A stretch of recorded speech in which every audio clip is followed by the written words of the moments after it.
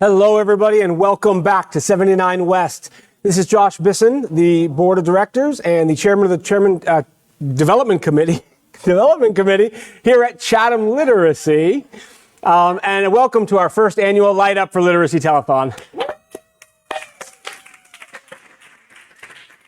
Today is about power and hopefully speaking slowly so that I can enunciate. But again, the power of literacy, it opens doors, it strengthens families, and it energizes communities. And like I mentioned, we're here live at 79 West, and we are currently in the middle of a donation match. And right now we are $200 away from our $2,500 goal to get matched. So please don't run. Sprint to the phone. Call us up, 919-742-0578, chathamliteracy.org/donate. So we have yet another jam-packed hour of guests, and we are really looking forward to this first one. This hour, we are going to discuss the Bold Goal Initiative. And I'm going to bring up our program coordinator for that, Guadalupe Avenida. I didn't say that right, did I? No, you did great. All right. So, you know what? Everybody's wondering, what is the Bold Goal? Can you define that for us and what you're aiming to achieve? Yeah, sure. So the Bold Goal is an initiative started by United Way. We have about 7 agencies who are a part of this initiative, and our goal is to get 2,000 people out of poverty in 2,000 days. So we are really aiming to equip all families with the tools and resources they need to be self-sufficient and be able to successfully meet their professional and their personal goals. That is fantastic and 100% a bold goal. I love that. So how do you track progress and hold the program accountable? Sure. So each family gets to create a family support plan. It's personalized to what they want to accomplish. So we basically check in with them weekly. We discuss if they achieved any goals or what are some barriers that kept them from achieving those goals.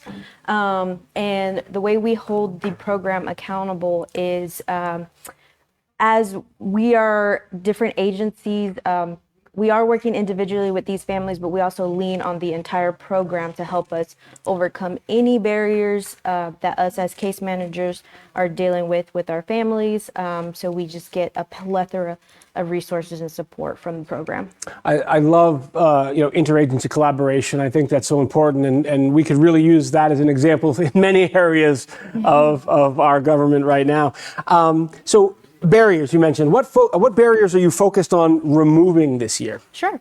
As we see, Chatham County is a very diverse county. We do have a lot of Spanish-speaking families who we're working with, so language is a big barrier that we're overcoming. And we also want to unite the community and let our residents know that they can ask for help as well, and lean on the community resources that we have. So really building that relationship with our community and also coordinating and collaborating with the programs that are part of this program. I love that word community. So where can the community plug in to help you hit your targets? Sure. So here in donating, we're taking donations right now that would help our program and also Chatham Literacy in general. Any financial contributions and also spreading the word of our initiative, also referring families, anybody who would be appropriate for this program to be successful. Awesome. Well, I can't tell you how impressive this goal is, but even more the work that you're doing, your team's doing. So again, Guadalupe, thank you so much for visiting with us. And absolutely 100% as cool as it is to speak with Guadalupe, I'm excited to announce the next guest. We actually have our Chatham County United Way Executive Director, Mr. Carlos Lima. We're getting Carlos mic'd up. So while we get him mic'd up, I'll take this opportunity to again say thank you to Guadalupe and her team for leading the Bold Goal Initiative for Chatham Literacy. Mr. Lima, good to see you, sir. Thank you for joining us. How are you? For having me. Excellent. So, why did United Way invest in this initiative? Well, when people face challenges, they don't face them in isolation. A challenge involves different aspects of their life.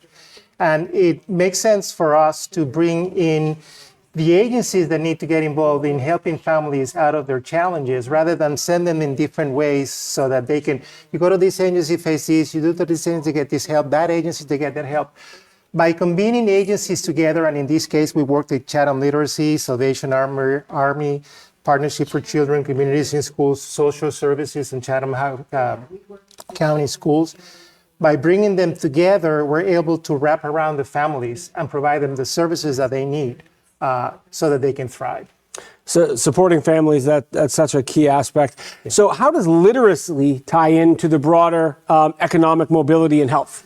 Well, you said it at the opening of this segment. Literacy is power.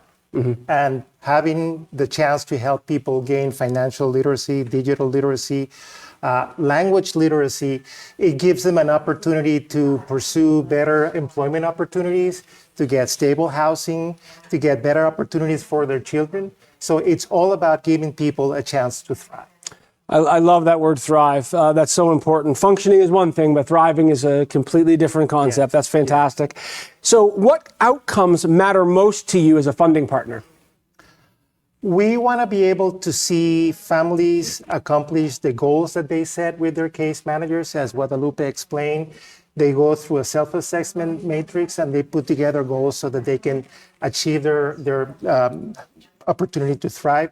On the other hand, the opportunity to see all these agencies collaborating, building trust, sharing resources, and doing change in the systems to, again, help people thrive is one of our main goals. Fantastic. So how can viewers here today align their giving with bold goal priorities? Well, Chatham Literacy is one of our very important partners in the Chatham Success Network.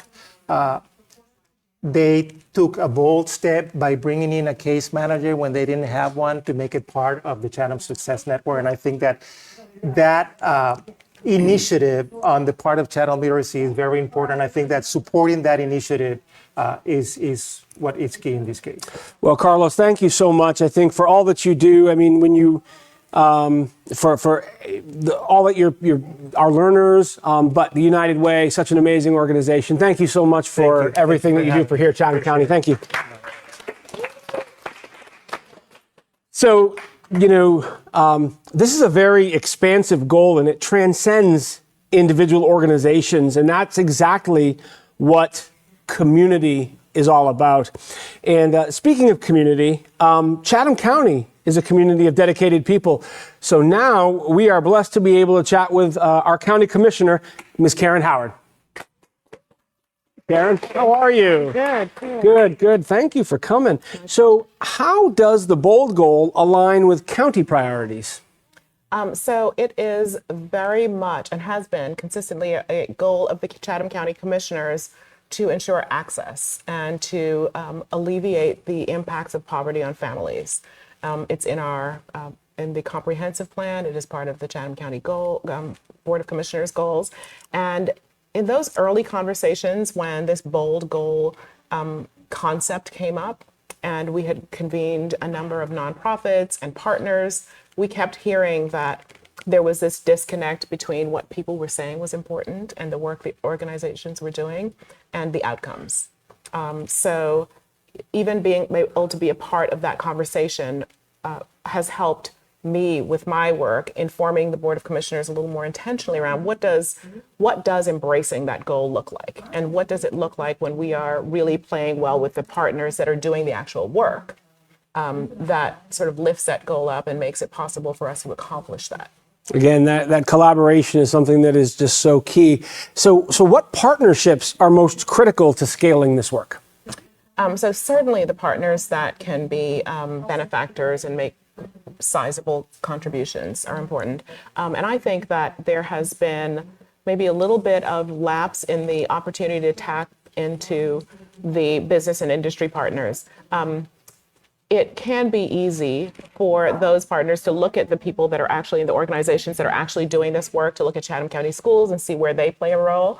But I know that there are people in employment across this county who are underemployed because of their lack of access to other resources, whether it be literacy, the ability to build a career from the sort of things that you and I might understand are important, relationships, building resume building, taking advantage of opportunities to scale a skill up. And so all of these conversations need to be part of that ecosystem. Those of us with access take a lot of this for granted.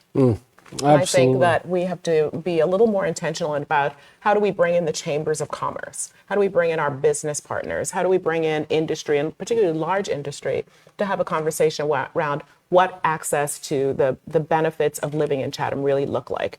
I think economic development tends to be a little bit outside of this conversation, and I think it should be central and in the room, because what we are really talking about is making sure that economic development works best for the people who need it most. And they won't have access to it if they don't have access to these basic things, like just the things that make poverty less of a challenge, the day-to-day things that make poverty less of a challenge. Definitely a challenge. And, so where do you see momentum and where do we need to push? Well, I absolutely and have historically seen momentum at the nonprofit level in Chatham County, right? I think we have some of the most well-supported, active, engaged, well-run nonprofits that I've ever had the opportunity to work with.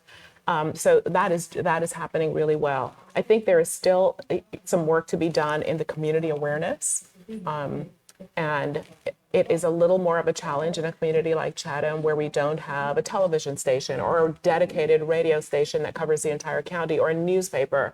So building that pipeline to people, particularly newcomers, we have deep pockets of poverty, but we also have really deep pockets of wealth. And I think we can build out the benefactor space, build out those who understand the connection between the quality of life that we're seeking and the needs of the community. I think there's a lot of opportunity for us to reach a little farther into the northeastern portion of the county, particularly where populations change consistently. So our retirement communities, or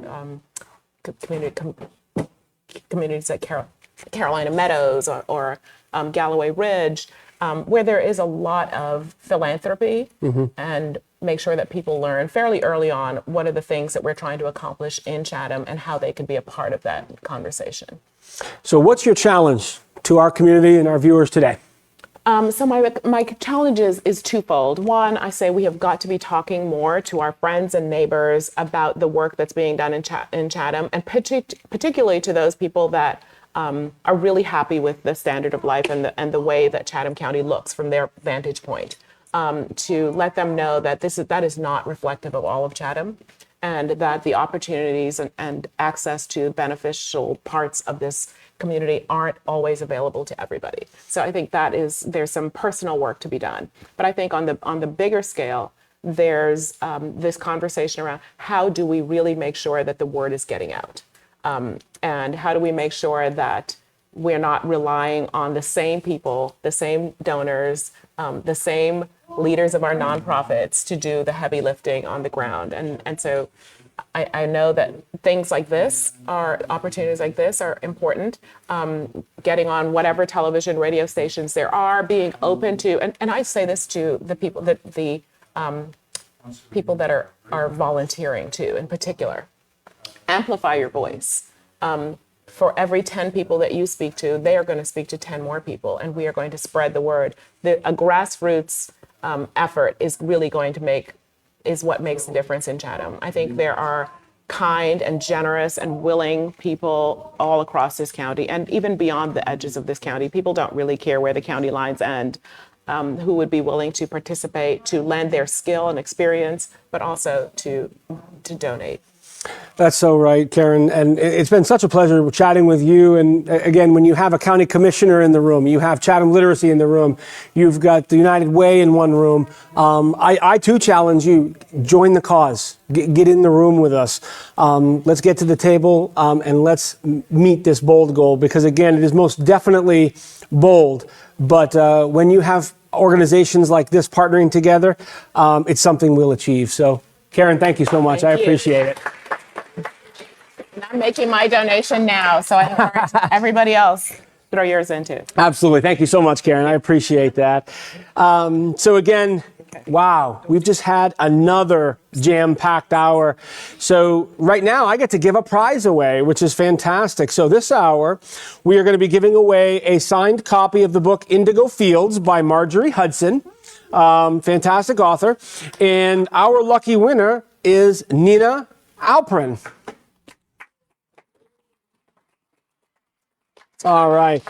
So that is it for this hour. So I want to thank all of our guests, Guadalupe and Karen and Carlos, and Chatham Literacy as well. Again, we are here live, 79 West, 120 Mosaic Boulevard.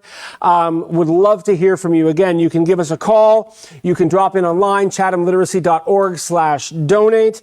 And again, we look forward to the next hour when we will be talking about English for speakers of other languages. So again, until then, please donate.